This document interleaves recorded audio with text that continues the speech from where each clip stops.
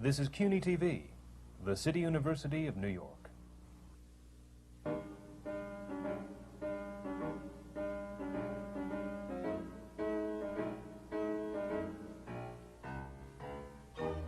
City University Television presents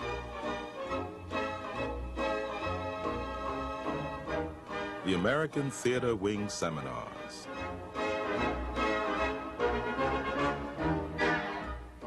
Working in the theater.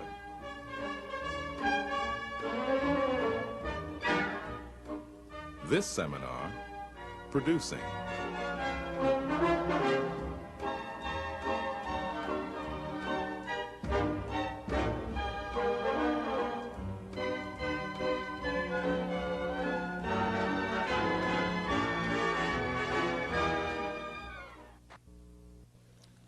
Welcome to the American Theater Wing Seminars on Working in the Theater.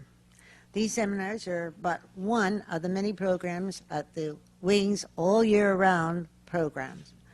We bring live, wonderful magic of theater to children at public schools through our Saturday Theater for Children program.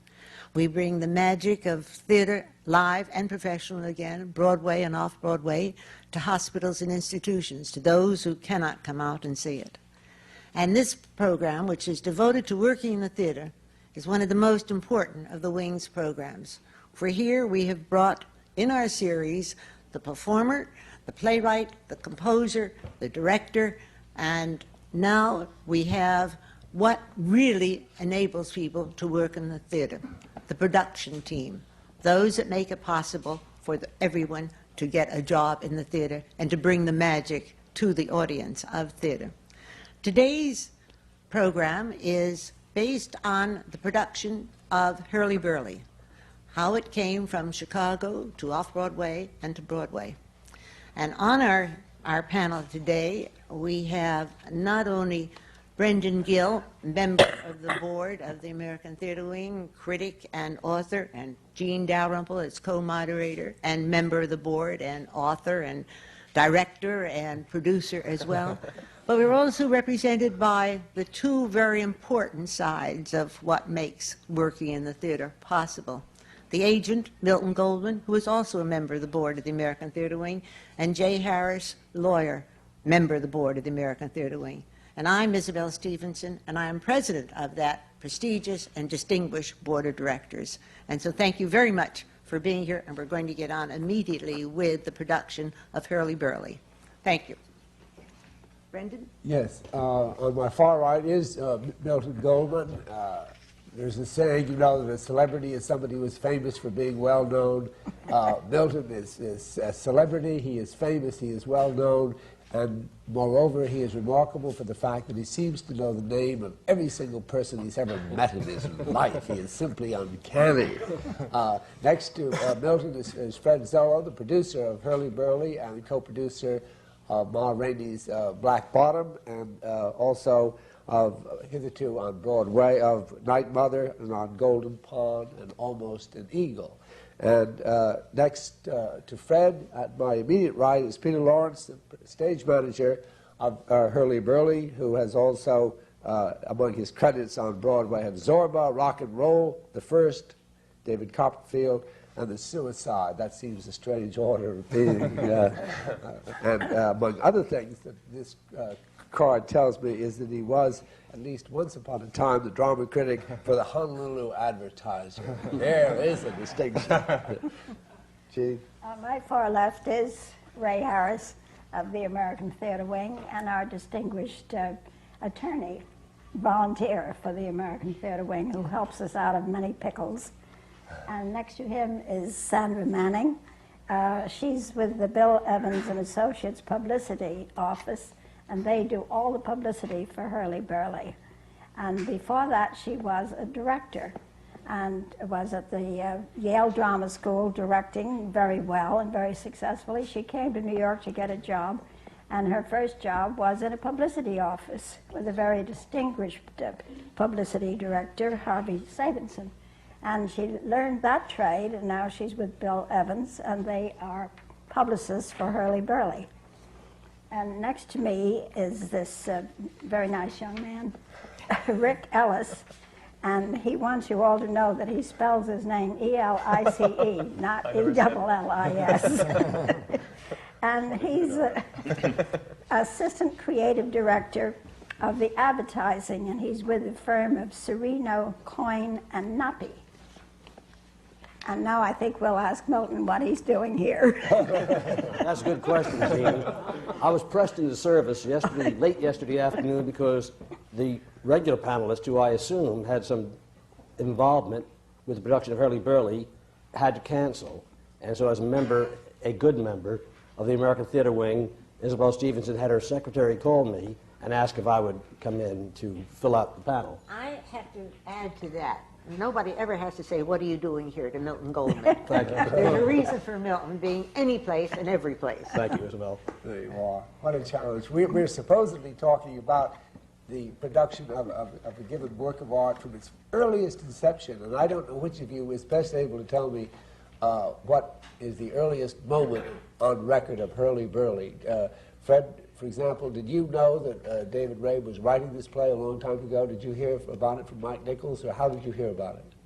I've known David for about 10 years. In fact, I did a play of David's in 1977, which was the first play that I produced, which was called The Basic Training of Pablo Hummel. And after that time, David and I became very good friends. In fact, we lived about 3 or 4 blocks from each other, and we fiddled around with another of his plays called Goose and Tom Tom that eventually was done in a production at the Public Theater. And I only thought that he was writing screenplays and had stopped writing plays. I knew he was still writing, but nothing he wanted to show anyone. And it was January, I believe, of 1983 when I ran into him in a bar, and he said that he had indeed written a new play.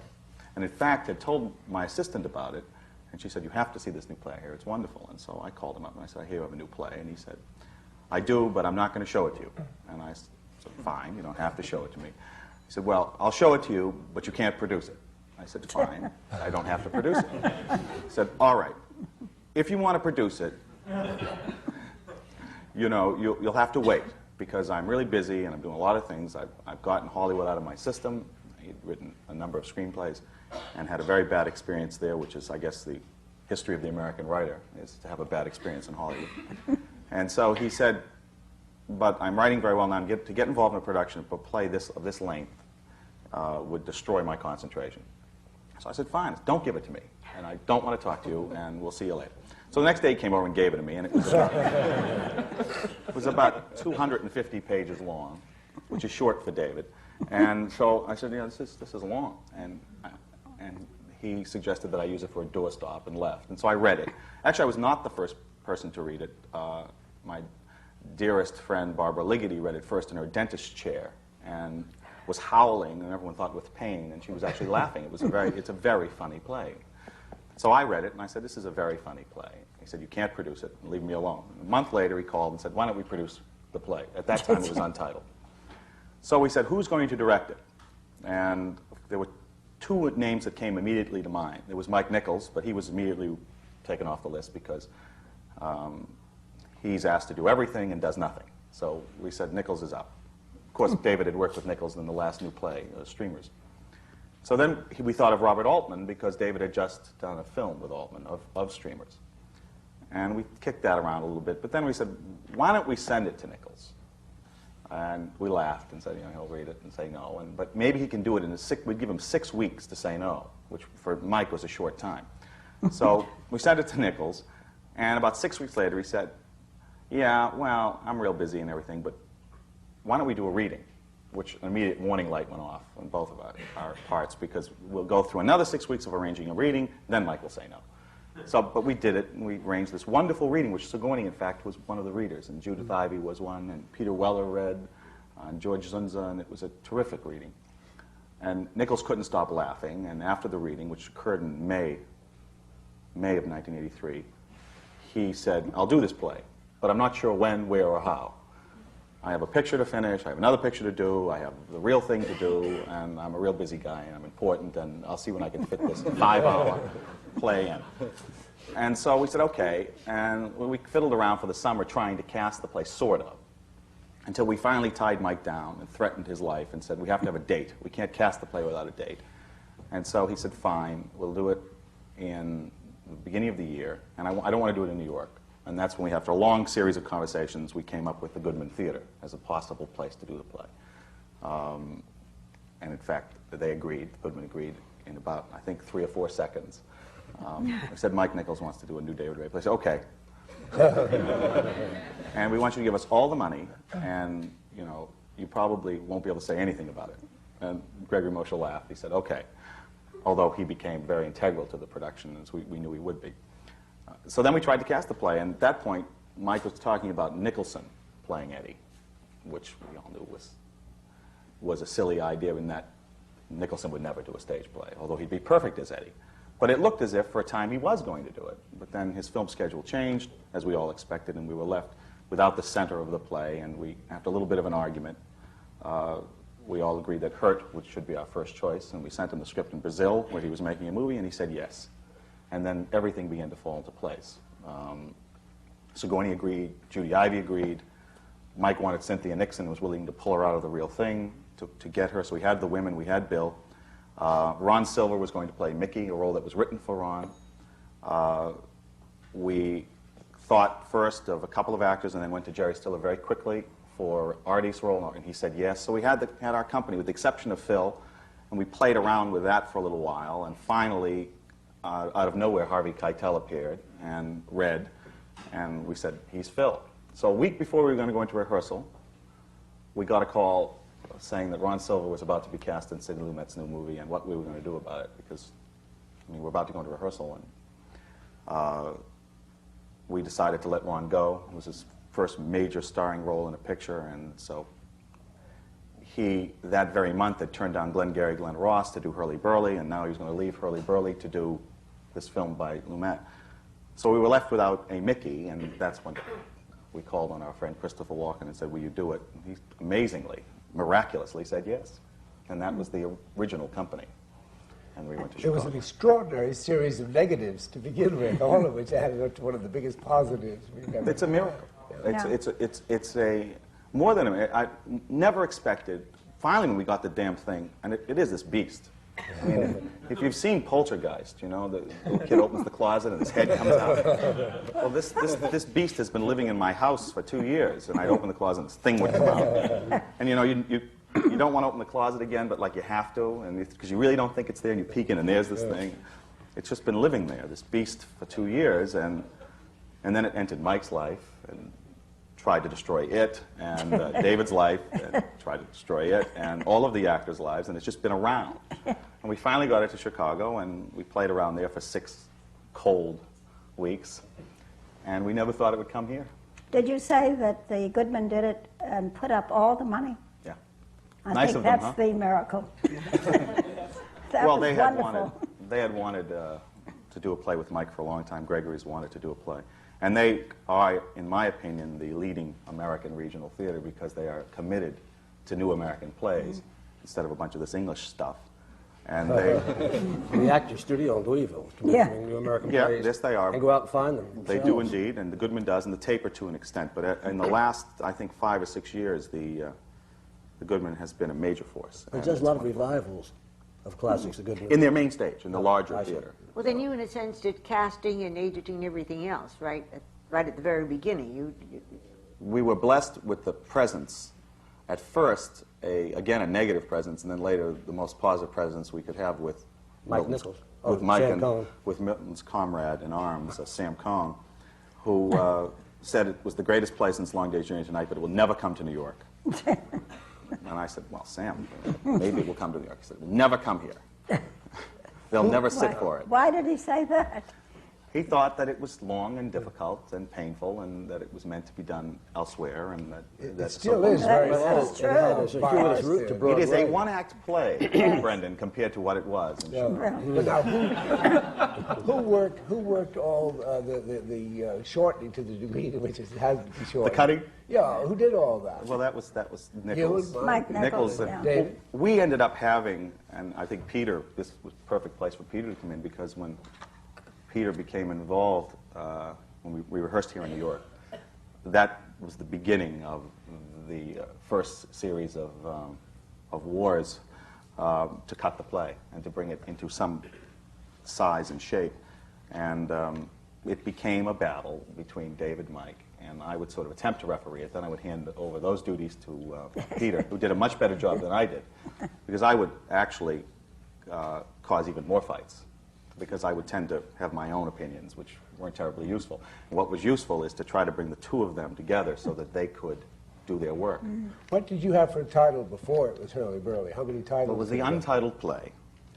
There were several dozen titles, but there was an announced title. He decided to call it Spin-Off, which, in fact, the title Hurlyburly and the title Spin-Off are words that are juxtaposed in the script. Yeah. It's a spin-off of Primetime Life, this Hurlyburly. And he wanted to call it When the Hurlyburly's Done, which is a line from Macbeth. I think it's the third line. It's 3.5 hours now, isn't it? From the Scottish tragedy. Exactly. Am I supposed to turn around now and No. outside the room, turn around, throw salt over my Right, shoulder? no. We had to deal with this problem because every time we talked about Hurlyburly, someone said, "What's Hurlyburly?" Well, it's this thing from that play. It's one of the sillier theatrical customs that there's something wrong with that play. And so every time you say the title of that play, and so we had a bunch of actors jumping up and down, throwing salt over their backs, and looking like total morons. Anyway, finally we went from Spin-Off to Hurlyburly. Mike said, I won't agree to When the Hurlyburly's Done, and just call it Hurlyburly. If it was up to Mike, it would have been called Burly. Or Burl. But he likes one-word titles. You know, it's just no fooling around. You know, so. It came out as Hurlyburly. Yeah. Before Very we good title. get to Chicago, where did Jay come in? Where does the Well, lawyer come in this? Jay was in it very early. In fact, Jay. I had known Jay prior to this time, but I was represented by another attorney who shall remain nameless. And I met Jay, in fact, at the nominations for the Tony Awards in 1986 again, when I was nominated for Night Mother, where we were robbed. And anyway, I saw Jay there, and I said, I'm doing this play, and it probably will never come off, and I'd like you to represent me. And so we started in the impossible task, and Jay must have written 2,000 contracts before we even got to a place where anyone was being willing to agree. Sam Cohen used to make a joke about the contracts coming across his desk, and he said, no one's going to sign any of these contracts. Is that normal? No. Normal at Sam Very Cohen. abnormal. As soon as we got involved and Fred told me that the play was going to Chicago, I said, okay, let's get everything ready, because if it comes to New York, and the schedule was that it would go into rehearsal sometime in January, it would go to Chicago, I think at the end of February, it would run 6 weeks there, and then it would be brought right into New York. I said, well, if that's the schedule is, we better get to work and get papers ready so that all the contracts are tied up, and Mike's got a contract as director, and David's got his contract as the author, and there are partnership papers so the money can be raised. And where is it going to go, Broadway or off-Broadway? Sam Cohen said he didn't know where. Fred didn't know where it was going to go. At that time, they weren't sure it was going to go anywhere. And Sam Cohen kept saying, well, I don't want to have anybody sign any papers because Mike doesn't know if he's going to be available to bring it right into town right after it plays Chicago. So let's put off all the papers. And it was, well, we can't really put off all the papers because we've got to be in a position to accept money to bring the show in. Well, we'll do that then. So Fred and I were kind of uncomfortable with this whole situation, that suddenly at the last minute we're going to manufacture papers, and these things have to be cleared sometimes with the Securities and Exchange Commission and sometimes with the Attorney General's office in New York, and you can't just do things at the last minute unless you have 4 or 5 investors, which luckily it turned out this is what happened. But Sam just wouldn't, nobody could do anything, and in fact, when the play opened in Chicago, nothing at all was signed that I had seen. There was no contract with the author, no contract with the director. Fred didn't have an option on the play. There was no way to accept any money. Fortunately, the Goodman Theater put up the money for its production, and gradually things started to fall into place, and the decision was made to do it off-Broadway. So my office did up all the papers to do it off-Broadway. The money was raised in about 3 minutes. Everybody wanted to get into the act on this play once it had opened in Chicago. Anybody who heard anything about this play wanted to be a producer, co-producer. So we finally got all the papers done, endless negotiations, because there was going to be a little twist to this one. This was going to have a profit pool, which in the past couple of seasons has now started to get very popular, and every producer wants to do it, and all the backers want to do it. And that is that the author, director, designers, producer, nobody gets royalties. Everything goes into a profit pool after break even, and then everybody shares, so that the investors start to get their money back sooner. And if in fact the show is not successful, it can be run at a much lower cost than if everyone was getting royalties. For example, if the show can break even at $100,000, and you have a royalty structure of 20%, you have another $20,000 that has to be paid, you don't break even until you get to $120,000. So if you're running at $100,000, you're running at a loss. If you have a profit pool and you're running at $100,000, you're breaking even, and you can keep going forever like that. Anyway, that's one of the things that this play had. So we did all the off-Broadway papers in about a week. And as soon as we got the off-Broadway papers done, the endless meetings with the author who didn't want to accept a profit pool right away and didn't want to do some of the other things, before we knew it, the play had opened off-Broadway, it was a big hit, and it was going to move to Broadway. All the papers had to be redone to do that. So exactly what we feared, which was that everything would have to be done at the last minute, everything was done at the last minute for both productions. How many producers are there? Well, there's Fred and Mike, and there's Ivan Block, and Susan. ERB Productions, Susan Rice. Ellen Berman. and Bill Suter. And Bill Suter, who's the social. I think this production is illustrative of what is happening to productions on Broadway. This began, as we just heard, at the Goodman Theater, then came to the Promenade Theater, then came to Broadway. Fred was associated with another production, Night Mother, which began at the Actors Theater in Louisville, John Jory's company, went to Harvard Repertory Company, where Frank Rich saw it and gave it a rave notice, and then it was brought into town on the basis of that notice, I should think. And that is happening more and more because costs are so enormous to produce directly for Broadway, and then risk being cut down by one newspaper, the New York Times, that regional theater has become a much more important tryout place for the big musicals, which can't go to the regional theaters because of the costs. They now have workshops where they all start. Chorus Line started that way, and Michael Bennett's new production, Scandal, is beginning that way. Nine began that way, the Tommy Tuna workshop. And that is happening more and more, and it's the only way the theater can possibly survive the rising costs of production. Fred's just done it again with Ma Rainey's Black Bottom, which started at the Yale Repertory Theater. Now, what is the inducement to the playwright to consent to the profit pool instead of a royalty? Why does he gain? Because if the production can run at a lower cost, and if, in fact, the reviews are not all raves and the box office is slow, his play can run longer. And if he doesn't cooperate, then you could have a situation where the play could close prematurely because there's not enough money to keep it going. So he gambles on getting a fair run, which is what he really wants Yes. for a lot of reasons Right. besides money. And this is also very attractive to the investors. And in fact, this whole arrangement is kind of amazing. The play was capitalized for off-Broadway at $400,000, which is expensive for off-Broadway, but compared to what it costs to put a play on Broadway now, it's not expensive. It was so successful off-Broadway that it was able to move to Broadway using part of the profits from off-Broadway and a deal with the Schuberts so that the investors didn't have to lay out any more money. It wasn't necessary to bring any more investors in. And in fact, this play, which has only been open about 2 months, is in the black already. On Broadway, in the black, with that cast and that director, and it's amazing. Yes. And that's Remarkable. what Fred did. How many productions would you say are using this profit pool? Are there many that? I know of 3 of them offhand, and in fact 4 of them. I think Lacage is on a profit pool, The Real Thing is on a profit pool, and Ma Rainey's on a profit pool. I'll never do another play Sunday in without the one. Park with George. How do Sunday in you the feel Park about it also. as an agent? Don't you think that makes sense? I think it does. I think it enables the theater to survive. And what about the Dramatists Guild and all that? Are they all consenting to it? They agree to it. They like it. In fact, the way it works is the closer that Hurlyburly comes to being a sellout, the more equalized it becomes to what the royalties would have been paid.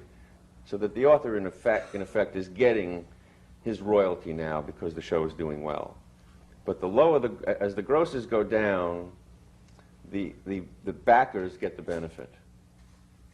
So that it's really a good inducement for backers and very good for producers, and it's very good for authors. It's good for everybody to take that risk and not to try to take too much out of a production too early until it's up on its feet and running. Because life is the most important thing to a play. You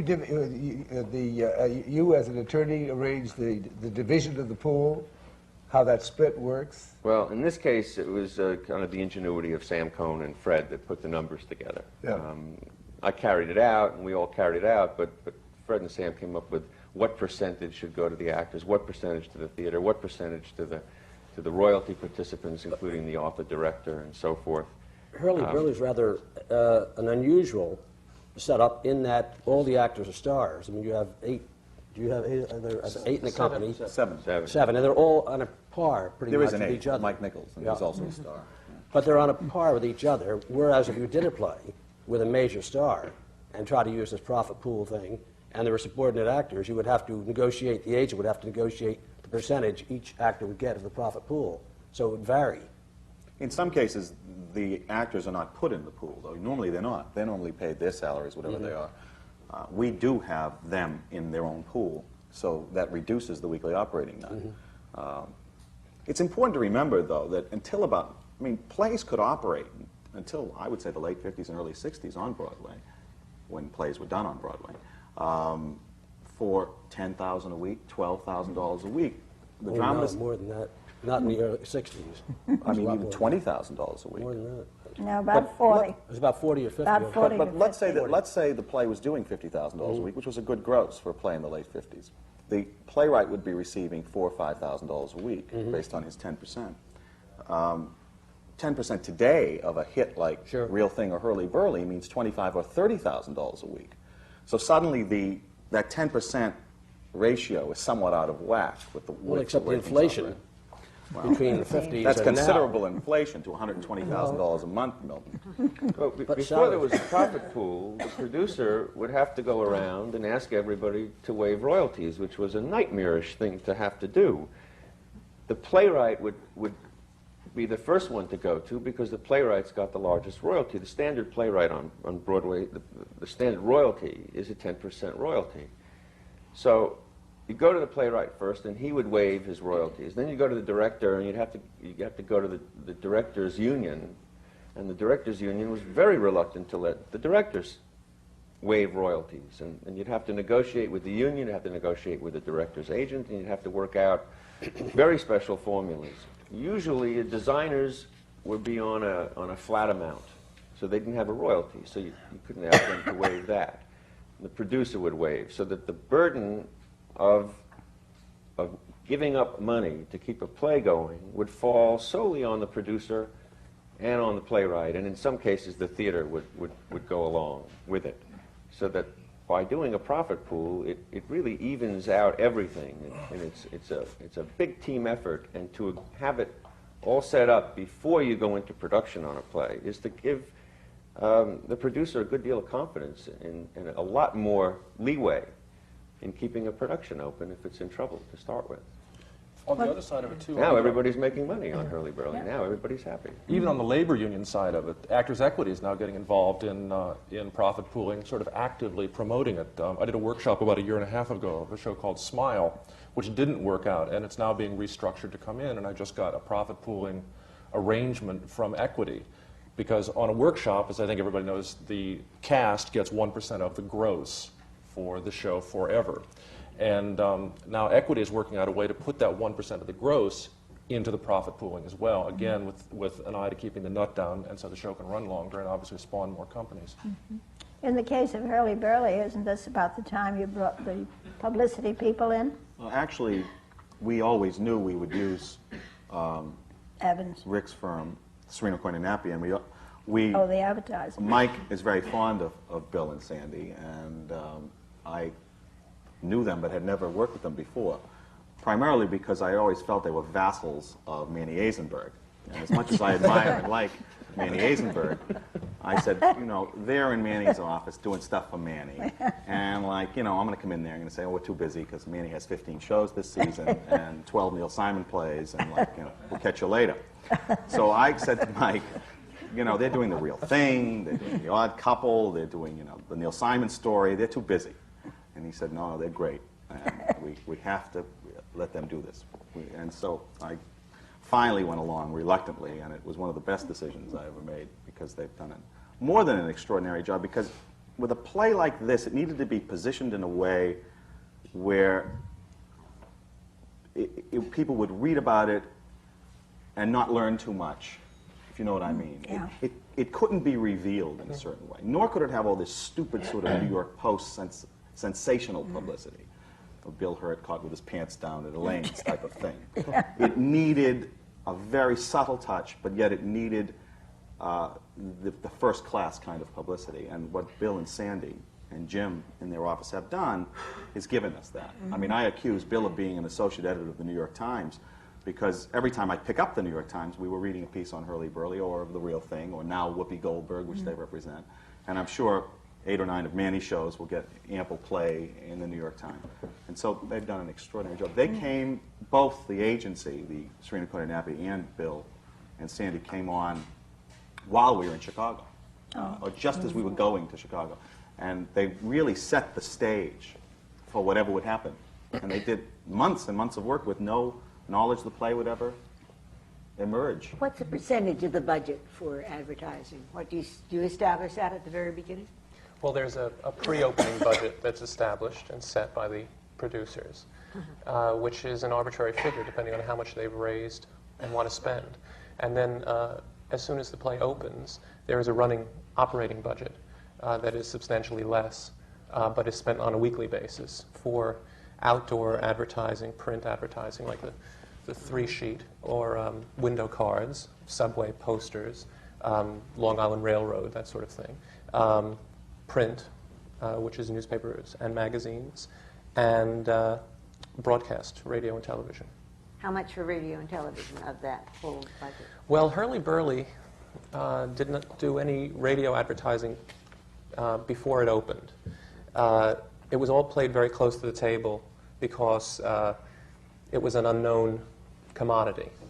And the star power and the names of Rabe and Nichols were enough to warrant business at the Promenade Theater that precluded the necessity of radio advertising or television, which obviously is much more expensive than radio is.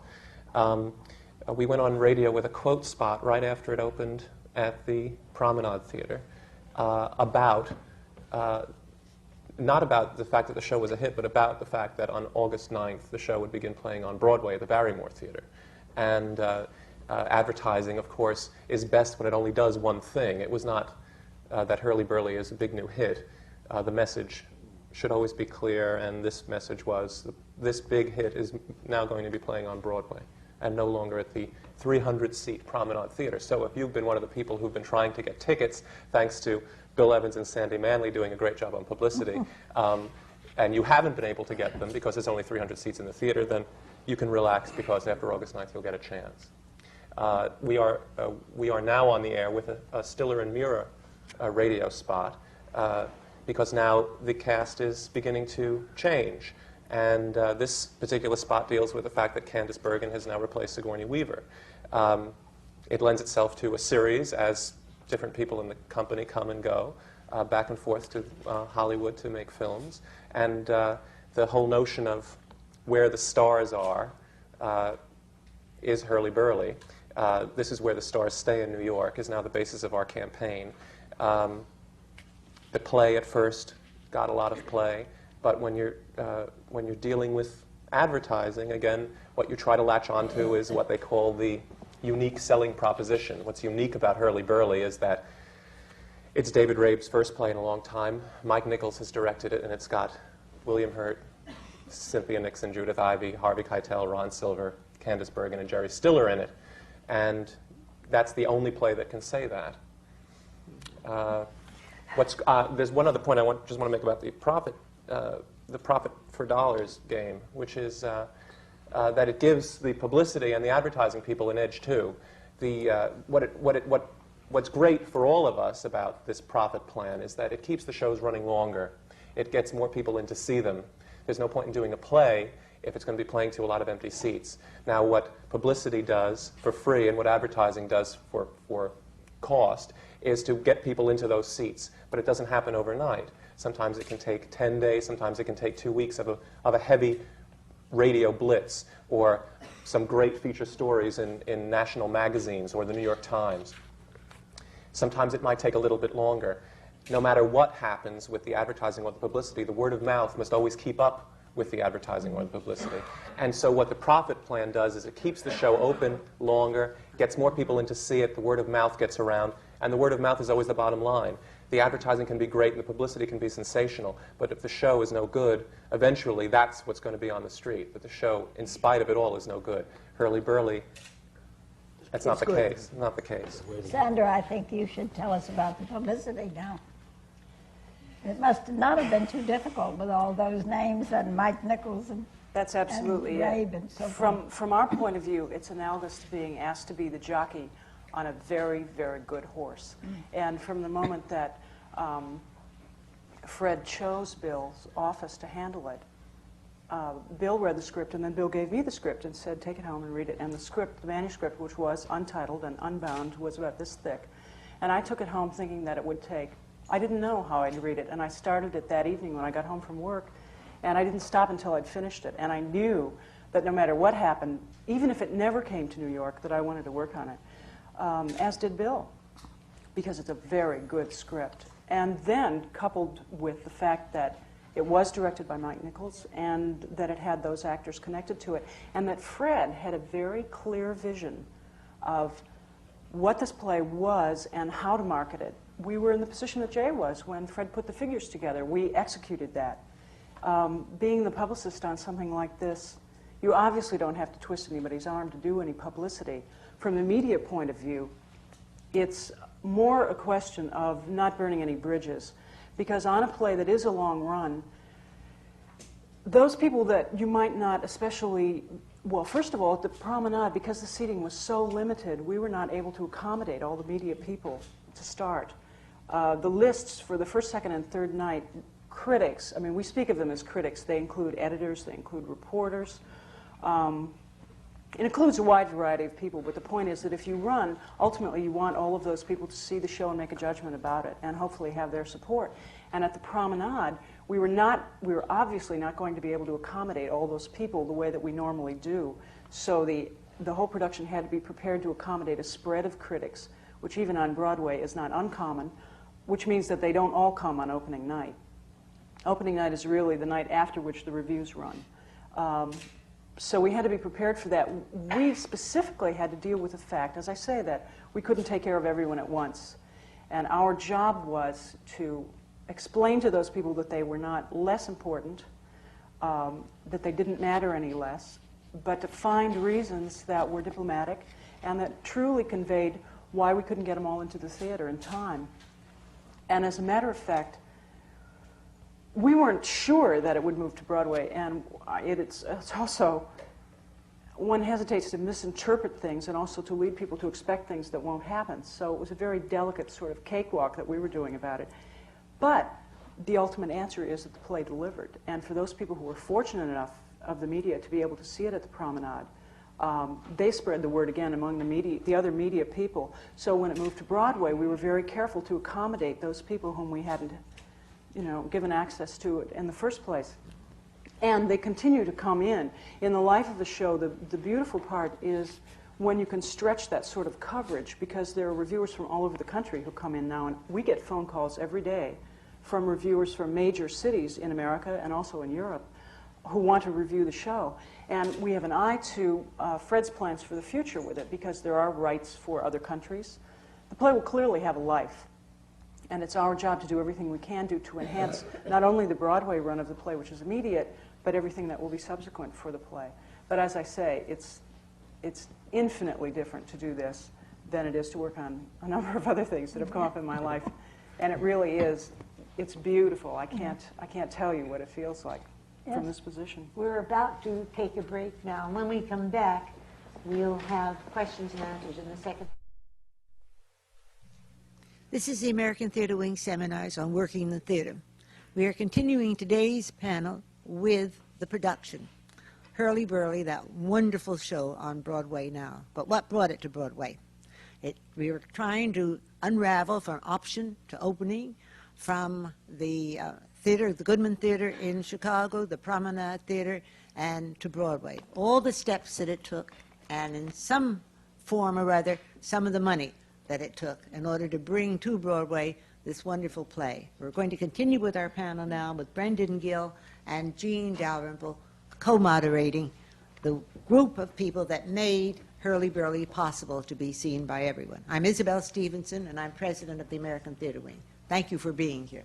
And now we'll continue. I feel as if we had been neglecting Peter here, or whether his natural shyness, reticence, or something has caused him not to be asked as many questions as he should have been. And the first question I wanted to know was, how early on did you enter this whole picture? I came on relatively late. I came on about 2 weeks before the rehearsals began. I got a call from Peter Neufeld, who's the general manager of the show, asking me if I would like to meet Mike Nichols about a new play. Well, so I said, sure. Can I read the play first? And I went down to pick up the play, and at that point, the play You that I actually got... said that?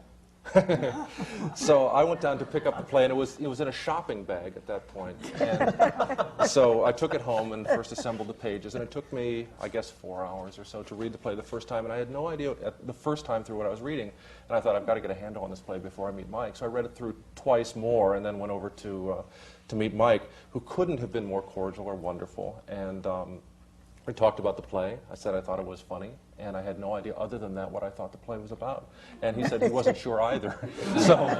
So he offered me the job, and we went into rehearsal about 2 weeks later. And the best time, I think, for this show, and I think that anybody who was associated with the show would agree, was that we had 6 weeks of rehearsal at the Manhattan Theater Club, and then we had 6 weeks in Chicago, which was just terrific, because it was Fred, Mike, David, and the actors and me. And we had to go down with this play. The first reading of this play was 4 hours and 45 minutes long. This is no intermissions, no nothing, no laughs at that point.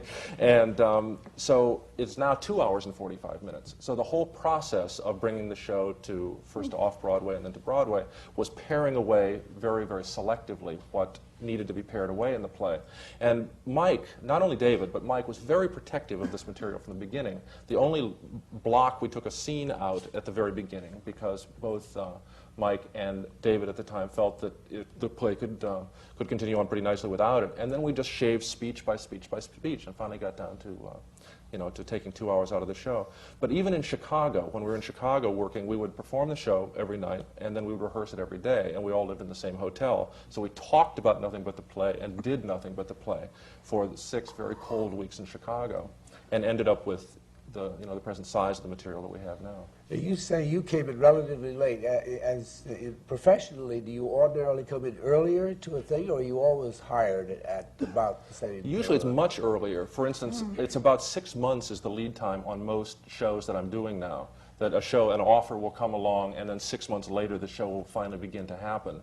But just because of the casting is now done generally almost 6 months ahead on, for instance, big musicals, because it gives, of course, the producers time to negotiate properly with the actors. But there's nothing for you to do in that 6 months. There is. There's quite a bit, yeah. In do? addition to the casting, and I'm usually heavily involved in the casting, you start right away working on the set.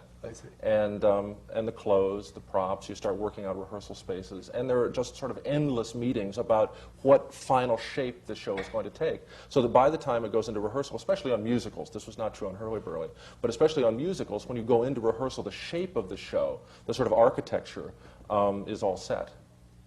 And that would happen in the case of the Chicago, then coming east. We were all wondering why the decision was made, if it was a great success in Chicago, not to go straight to Broadway. Now, what was was that all talked about a lot out in Chicago, or no? When we were in Chicago, we went back and forth with a decision about where to put the play. It had received 3 notices in Chicago. Richard Christensen liked the play very much. And again, we had not really wanted to have the critics in until at the end of the Chicago run, but they pestered us to a point where we were forced to allow them in. And we were only going to allow Glenn Elice and Richard Christensen, the two major critics of Chicago, to come and write on the play. As it turned out, a stringer from Variety snuck in and wrote a devastating review in Variety. But the two major notices were very interesting, and in fact, in my opinion, they were far too favorable, because that was our fear. At the end of the process, it was okay to get favorable notices, but at the beginning, we wanted a situation where everything could remain in flux, everything could remain in doubt. When Mike would say, let's remove this scene, David, tonight, just cut it out, see what it's like without it, and put it back in the next night. And we wanted to have that sort of freedom. And once a critic comes in and says something good, bad, or indifferent, it freezes certain aspects of the script in someone's mind, whether it's the playwright or the producer or the director or the stage manager or an actor. And it's a bad thing, in my opinion, as part of this process. But anyway, they came in, they wrote their notices, and suddenly we had this thing that was now on the map. We wanted to make believe that it wasn't on the map, that it was some unfound land, that it was... That's why we went there in the first place. We didn't want any critics, we didn't want any attention. We didn't get press. That was one of the things that Sandy and Bill did so well. They kept the press away from us. We wanted to do our work, and when they wrote about it, we couldn't anymore. So then the decision came, and Mike and I went back and forth between the Royale or the Barrymore. Although we made a vow that we would not upset any current operating show on Broadway. We wouldn't go into the Schuberts and say to Bernie Jacobs or Jerry Schoenfeld, we want the Barrymore, move Baby, or force a show to close, because that's the theater we want. We would only go into a theater that was available. At that point, the Royale was the primary house. But Mike kept saying, and it was really, I said, we can sell tickets. I think we can get the play ready. Let's go to the Barrymore or the Royale, whatever is available. He said, no, we need someplace else. We need a middle house. We need a safe house. We got to continue the process. That's what I want to do. And he wavered back and forth under my intense pressure. But in the end, he was very right about this. He said, it has to go someplace else. Mm-hmm. And so then we went around town and looked at 25 someplace else's and found the Promenade Theater, which had been languishing there. And it was a beautiful, wonderful theater. And we said, okay, we'll put it there. And when it was there, I was so pleased with it there, and the way it played and the way the business it was doing, I said, let's leave it alone. But of course, Mike then had his middle time. And he said, no, now we go to the Barrymore. The Barrymore had become available at that point. Ivan Block, who's our co-producer here, is the producer of Baby, and he finally decided to give up the ghost on Baby. And we had our theater. And so Mike said, we're going. Called me up, he said, in fact, it was amazing. We had an ad meeting on a Friday after the notices, and there were some good reviews and some mixed reviews and some, but not until Monday, and Newsweek and Time emerged, calling it an American masterpiece and comparing it to Peer Gynt and no Long Day's Journey to Night comparisons. We were getting Peer Gynt and Hamlet, Oedipus Rex and things like that. So suddenly, Mike's attitude of the Friday meeting. Mike is terrible in Friday meetings, by the way. Friday, it's the end of the week, and he wants to go to the country and be with his kids, and he said, listen, we're going to leave at the Promenade. Leave me alone. There's no way we're moving this play. I'm leaving. I came back on Monday. He read Time in Newsweek, and he said, yeah, we're going to the Barrymore. And so I said, no, we're not going to. We're staying right where we are. And so then he began to work on me for a week, and finally I was forced to go to the Barrymore and gross $250,000. Did Claudia Cassidy cover it in Chicago? Claudia Cassidy? Right on the play? Or Reviewer Chicago. Yeah. Not to my knowledge. She's the most famous But reviewer. But she might have seen the retired play. now, Gene. no, but I know, but she does. Occasionally she still, sees something. and The I The two just Chicago wondered. notices, there were others in smaller newspapers, but the two major notices that Yeah. appeared were by Glenn Elice and Right, Richard Christensen. yes. What is your duty now that the play is running for weeks and months, maybe years? What do you do?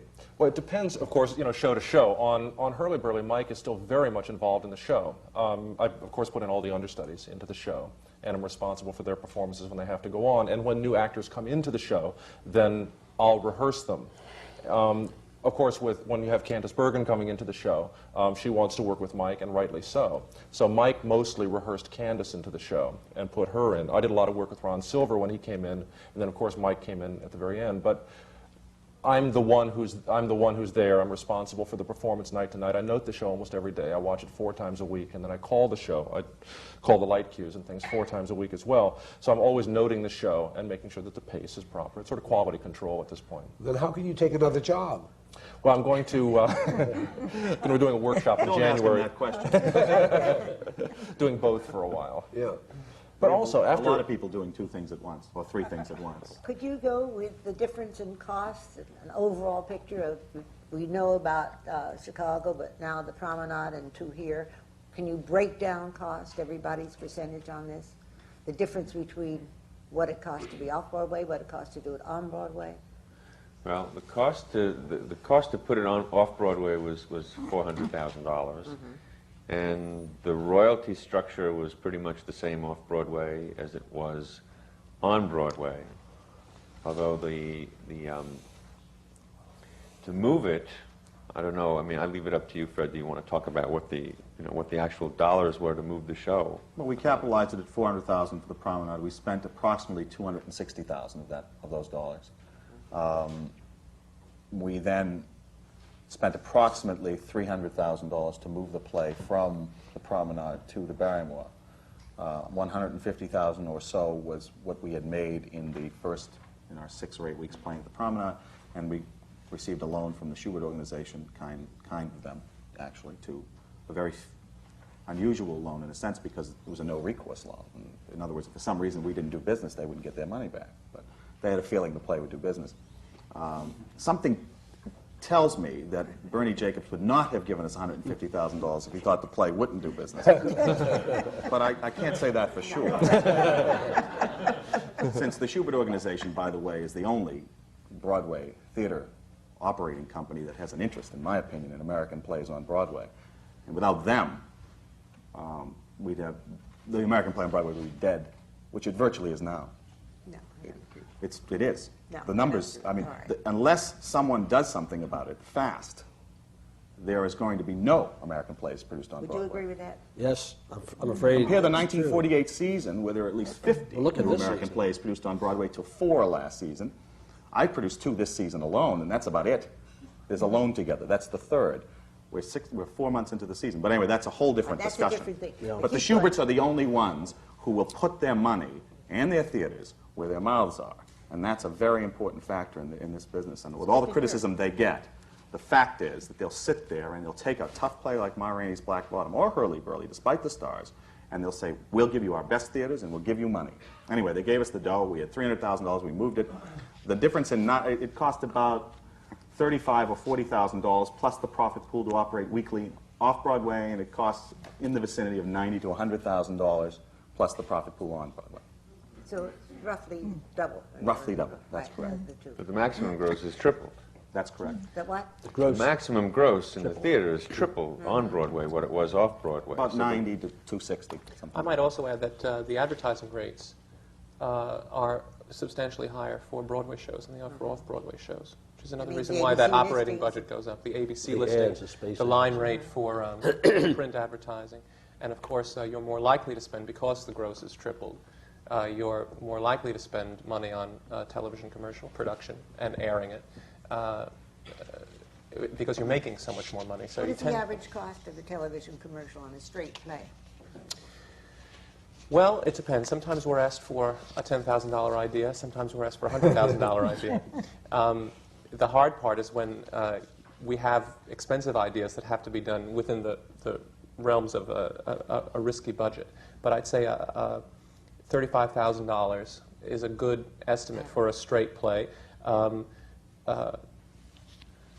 It could even accommodate a musical if the creative idea does not include shooting inside the theater, which is really what jacks up the cost. Well, that's the cost of production you're talking about now, isn't it? Yes, to make the 60-second commercial is commercial. $35,000, let's say, for a straight play, although we're about to make one for Hurlyburly that will not cost that much, but it's so brilliant that we just have to make it for even less money than that. What about your actors? Is there a difference in their salary for? Not really. They're very close. With the exception of Cynthia, although now that Cynthia is represented by Sam Cohn, her salary keeps creeping up. Hey, give the kid another $1,000. But Cynthia, by the way, is doing 2 plays at the same time. Yes. She's in The Real Thing, which is Mike Nichols' production, and she leaves that at the end of the first act, I think. She does us first, actually. Well, she does the first act of Hurlyburly first. Oh, the first act, Hurlyburly, then she rushes over and does The Real Thing, so she's appearing in 2 plays on Broadway at the same time. Well, then she comes back to do Hurlyburly again in the third act. Yes, which is not unique because I think a former session of the American Theater Wing, I told of Barnard Hughes, who appeared in an off-Broadway production of Hogan's Goat with Faye Dunaway many years ago at the American Place Theater, and the curtain went up at 7 o'clock. He was also understudying Henry Fonda in Generation of the Morosco Theater. At 8 o'clock, they told him that Henry Fonda was ill and he'd have to play the performance that night. He left Hogan's Goat, rushed over to the Morosco Theater, played the lead in Generation, and got rave notices for both. Nice story. I remember that. But Cynthia Nixon's 18. Does she get That makes it easier. Where does she take bows? Both shows. Both Both places. shows. Yeah. The Real Thing ends sooner, and then she can go back to Hurlyburly. Everything ends sooner. There are plays on the West Coast that is. Like Concord. Now, if this play would run for a year or so, what would your task be a year from now? What would you be doing to keep things sort of going? How does that Well, work? as long as they keep casting it the way that Yeah. they do, Yeah. I have to answer the phone, actually. It is that, though. It's continuing. It's maintenance work of a certain kind. Yeah. And in this instance, it's almost as easy as opening the show was, because there's still great interest in those performers and seeing them live. And there'll always be interest in the play. Yeah. You know, so I think the play, as I say, it's possible in the last year that Fred may think of something else to do, like cast everybody under 20 years old or something. I mean, We're going to do an all-black. All black Right. cast. That's right. What tends to evolve more than the publicity, because the play is a given, is the advertising approach. Because you get saturation with advertising. You can never have enough stories in the New York Times. That's but right. but you can get tired of looking at the same ad or seeing the same commercial on television or hearing the same commercial on the radio. So a year from now, probably Fred will be bothering us for some ideas about how to sell the show in a way that hasn't been explored yet. A lot of women really angry at what they see as this most misogynistic play that has ever been. Now, do you have to deal with that, or do you feel that that's something that you can, that is your bailiwick? Yes, I was just saying to Jay that what's interesting is that in our position, we are Fred's right, we are in a sense vassals. It's also more like being at best, in the Henry Kissinger role, because we have occasion to speak to critics and editors and people who judge this work in their unguarded moments where they speak very freely about it. But what's also interesting is that we get to respond. And a great many of the women that I've spoken to who were prepared to be offended by the material and the view of women in the play have in fact called afterward, and we've had discussions about the fact that the women in the play are appropriate to the men in the play. And there are a surprising amount of women who also see it that way. Now, whether they have access to a way to express their views in ways that would ultimately be made public is another question. But I think it's important that this dialogue is going on. They do call up and discuss the play. Sometimes in relation to new works that we're doing. I mean, we talk to these people a lot because we work together a lot. But I find that healthy. I think it's great. I mean, I think everybody is entitled to their own opinion. It's just that I would like to have them see the piece as objectively as possible, at least, or at least consider what is appropriate about the piece, and not simply lay their own prejudices on it and not let it speak for itself. You know, so my job is to try to clear that away if I can. More than in most plays, I think women who don't like the play blame Rabe as if that these were Yes, they his do. ideas. You know, they get very They do. angry at Rabe. I Yes. hate that man, they say. Not allowing any possibility that he has invented characters who, as you say, the women are worthy of the men. But instead of that, it's very, very personal and vehement. But see, I think that's exciting too, Well, that's because very if the good, play yeah. weren't interesting, it's not a play you feel indifferent about. No, That's God, the no. thing. And that's part of what's beautiful about the theater, or any work like that. It moves you, even if it moves you in a negative direction. How important are the talk shows to get your people on? Well, television reaches so many people that it's very important, but it's equally important that the actors who go on be prepared to deal with the medium. The actors themselves, through the conversations that they've had in the period of time that they've worked on it with the author, with Fred, with Peter, have come up with their own ways to express their opinion about the play and also to be able to field those questions, because you know that in a very short amount of time, if an interviewer asks you a negative question, they can set you up so that any answer you give is the wrong one. Our actors are adept at, they've had a lot of experience doing interviews, thank heaven, and they're bright people, and they can handle that. They are adept to, they sort of dream actors and a whole dream Absolutely. production. But is there a commitment for performers to appear on talk shows? Is that almost an unwritten part of a contract that they have a responsibility to do publicity in that sense? I think it's understood, yes, but when it comes down to it, it depends, as I say, because I think actors are very special people. Some people are not comfortable under those circumstances, and it's not good for the play to put an actor who isn't comfortable in that position. In this instance, too, Bill Hurt told me himself that he felt that his role was so taxing that to do 8 performances a week of it was sufficient in a sense that the role spoke for itself, and he didn't want to be put in a position of justifying David Rabe's work. He felt the play speaks for itself, and if you want to know what Bill Hurt sees of it, you come and see how he performs in the play, which is a position I certainly respect. It's a very good statement. We have a lot of questions now that are going to be asked, and I hope that much of this will be answered by you, and we'll continue with our Working in the Theater seminars right now. Would you like to ask your first question? Yes, my name is Lisa Eisenberg, and I'd like you to discuss, this is a general question, how profit pooling, choice of theater, and financing in general affects your setting of the ticket prices, and once you do that, how you handle discount ticket policies, if you do that at all. I guess that's you, Fred. Well, I don't know if the profit pool has much to do with the setting of ticket prices, really. I think that there's always an attempt on my part, and I think on most producers' part, to find a price that's fair and that can, of course, in a sense, the profit pool affects us because at least we can see a lower nut, so we might be able to reduce the prices a bit. But there are certain now acceptable prices in the industry, and that's where we're usually falling. In the case of Hurlyburly, the top ticket is $37.50, although it occasionally appears at the half-price booth, and you can get it for whatever that is, $18, and sit in the orchestra if there's an orchestra seat available. Ma Rainey is at $35, which makes it one of the cheaper top tickets on Broadway now. I mean, these are amazing figures when you consider that the first play I did, you could sit in the orchestra and see Al Pacino for $15, and that's only 8 years ago, 7 years ago. The fact that the theater ticket has gone to $37.50 and the movie ticket has gone from like $2.50 to $5 is one of the big problems in our industry. The fact is you have to spend $100 to take 2 or 3 people to the theater now. And if you add dinner and parking onto that, it's, in some cases, a week's salary. It's a serious problem.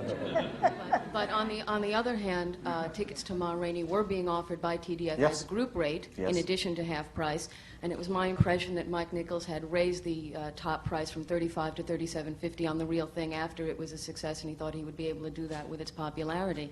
Where are those decisions? $37.50, Lisa, or you could have gotten $40 or $47.50 for The Real Thing. Yes, I mean, there was a meeting in our offices right after The Real Thing opened where that was discussed, and the price at $37.50, although it sounds indefensible, and I make no motion to try to defend it, it was the lowest of the prices that were mentioned once the reviews for the show came out. I wasn't criticizing the choice. I was interested in how the ticket price is looked at as relation to the breakdown of the financing and where those figures come from. And if you're looking at fair market value or you're looking from zero-based budgeting, from what it costs to produce, how many tickets you have, how many seats, and so forth. That's all. you should arrive at a basic figure of 60%. In other words, if your nut is 60% of, and it should be lower, frankly, of what you can gross.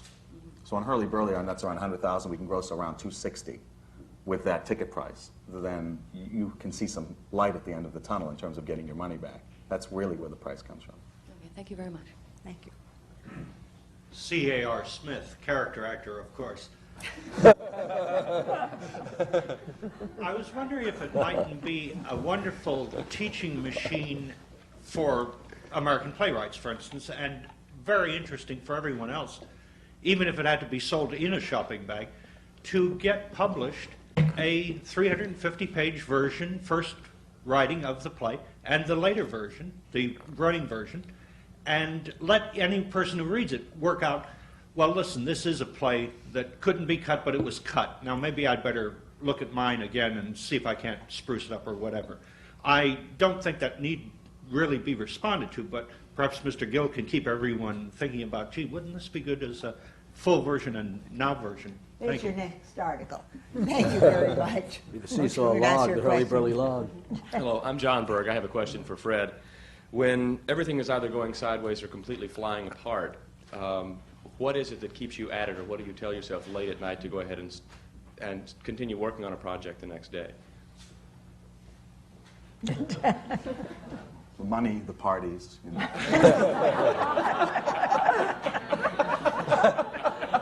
You know, the glamour of being in Chicago when it's 20 below zero, listening to Mike Nichols and David Rabe. You know. No, I have, very briefly, a commitment, and I'm proud to say it, actually, to the American theater. And I only produce plays by American playwrights, and I feel kind of lonely in that because very few people are doing it. And I think that that's what keeps me going. When we were doing this play in Chicago, it was a great play by a great American playwright. Ma Rainey's a great play by a new great American playwright. And even when they turn out to be mediocre plays by mediocre American playwrights, at least they're ours. And if we could keep the Royal Shakespeare Company out of here for 2 or 3 years and do some more of our plays, then I think change the way we look at the theater. I disagree with you, Fred. I think there's room for both. And I think a healthy theater would have the Royal Shakespeare come over here. We send a lot of our plays over to London. The London season is practically, I would think, 75% American plays. Well, of course, because they're better. Where are they then? They're there. They're just not being produced. Ms. Eisenberg's question before, may I just interrupt? And you didn't fully answer how the structure comes about for the price of a ticket on Broadway. Is that the theater prices the ticket? Do you look at your sheet and say, well, we have to get this much? They're almost all, it's almost like a combine. Almost all ticket prices are the same. Well, there's a reason a very because small percentage. of that so percentage. it is the theater that prices the ticket. The theater and the producer together, but you arrive at a pricing system based on what you can gross against what it costs. If all the parties in the world were available to you and you had all the money, could you say, I'm going to, in the Barrymore Theater, I don't care about how much it costs, I'm going to have a $20 ticket so that everybody can go to dinner and go to the theater? Isn't it accepted Would you trade be permitted practice? to do that? Isn't it accepted Yes, trade yes, of practice? course it would. The prices of all tickets in Broadway are in the area of $37.50, $35 or $40. It's very much except like for musicals. It's very much like a visit to a doctor. If a doctor has a $35 charge for an office visit, and the doctor down the hall charges $25, there somehow is a perception that not that the doctor who has a $25 visit is more attractive, but somehow there's something wrong with him because he charges less money. I don't agree with that. No, well, but that's perceived on Broadway anyway, that if you drop your ticket price too low, they'll think that you're desperate for business and they won't want to see your show. If they don't want to see it, they don't come anyway, even if it's discounted. And if they do want to see it, they'll pay what they have to pay in order to get in. Cats is in its And- third and year, also- sells out every performance. I think that the producer, when he puts it on the half-price ticket place, makes enough money out of it. If it was only $20 a ticket, he'd only be getting $10. It wouldn't help him very much. But if he's getting 40 and half price is 20, he gets something I'd to like to help get rid the of the gross. half-price ticket booth. You would? Oh, yeah. If we could get rid of the half-price ticket booth, You can do that. we could reduce The price of tickets could come down because, of course, the higher the ticket price, the higher the discount ticket price. because that's Yeah. what producers are looking at. They're looking at selling in the booth. That's what I mean. Let's go a little bit further on that. They're looking at I'd like to get rid of it. In the Court Theater, we have a balcony. And now, for some reason, people don't want to sit in the balcony anymore. But the balcony is a nice place to watch a play, at least Yeah. for me. You can hear every word. We could sell those balcony seats for a reasonable sum of money, $10, $12. We could do our own discount system per play. That means, of course, you still wouldn't be able to get a Cats ticket for $10 or $20. But they're not at the booth anyway. So, and maybe you wouldn't get a Hurlyburly ticket, or you'd have to sit in the mezzanine. But the fact of the matter is the theaters are designed to have discounts in the theaters. And we could do our own discounts, we could do TDF, we could do our own groups. We wouldn't need to say we have to have a $35 ticket because if we have a $30 ticket, we only get 15 from the booth. I think the booth should be taken away, in my opinion. I don't People think disagree with I don't think it works that way because I think supply and demand. If people want to see the show, they'll pay the $37.50. They'll pay $50 for Cats. If they don't want to see it, they might go. There's a bigger audience that can afford $25 or $15. I think the producers are not as unrealistic to think they're going to lower the price of tickets because they can affect the saving by not selling them at the half-price booth. I think the half-price booth helps some shows sustain itself when they're on the way out. Yeah. I don't think And the it's always half-price been booth around. has sustained any show. Well, I know when think I it was a shortened kid, the life of when the I show. was a kid growing up, they had Gray's Drugstore, and you could go there and get a ticket, $1.10 ticket, 55 cents, or a $2.20 ticket for $1.10. And I saw a lot of shows I wouldn't have seen without that benefit. Especially after shows run for a while, the prices would come down. But I think there are a lot of people who love theater, witness those long lines waiting at the tickets booth I think on that's very 47th important, Street. sure. And those people would be denied going to the theater. They wouldn't see Hurlyburly at $37.50, but they will see it at $18.75 or whatever. They could see it for $18 and sit in the mezzanine. And they Or will. we could see it in our own discount. Each producer in each theater would discount as they saw fit. And I don't feel think they would. strongly I doubt that we would offer a lower ticket price. I doubt that they would do that. They never have in the past. No. But to answer the other question, the movies have never done it. A $5 ticket for any movie, E.T. doesn't charge more. It charges the same price you would for Places in the Heart. Or any of their tickets are a standard price. Broadway prices have been fixed. I think the Schuberts have fixed it. I think the Nederlanders have. It's become traditional practice. And it's the supply and demand that determines what kind of grosses they do in the box office. If the public wants to see a show, they will pay the money. If they don't want to, they can't give it away. No, but you have to educate an audience to go back up into the balcony again. Yeah. And I think that's important. Would you come along? Sure. My name is Diana Fairbanks, and I have a question for Mr. Harris. How specifically, if you can tell me, are the profits in the pool distributed in terms of percentages? Not necessarily for Hurlyburly, but if you could give us a typical breakdown of how the profit pool is distributed. Well, roughly speaking, the profits after the theater has its percentage, which is a slightly separate deal, but they have a profit pool, and the actors have their percentage. The rest of the profits above the break-even are split evenly between the backers and all the royalty participants. And the royalty participants are the playwright, David Rabe, the director, the producers, the Goodman Theater, and the designers. And they split it up in the proportion, the royalty participants split up their share, their half, in the proportion of that the royalties are that they get.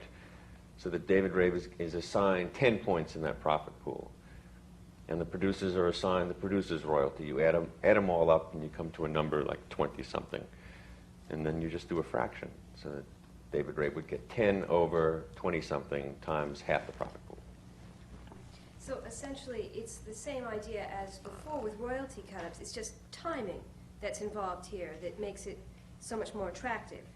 I mean, the people would get, in the old royalty system, it's still essentially the playwright's getting 10 points, but it's now we've moved it to timing and how that's timed into to where the money comes out that makes this a much more attractive. Well, what makes it attractive is that really the work is thought out in advance, and you don't wait until you get into a situation where the play is in trouble and the producer is under a great deal of pressure either to effectuate waivers or deferments from a lot of individuals in a very short period of time and frequently there are personality clashes at that point and arguments at that point where a director might say, I will waive 50% of my royalties unless the playwright waives 75% of his royalties.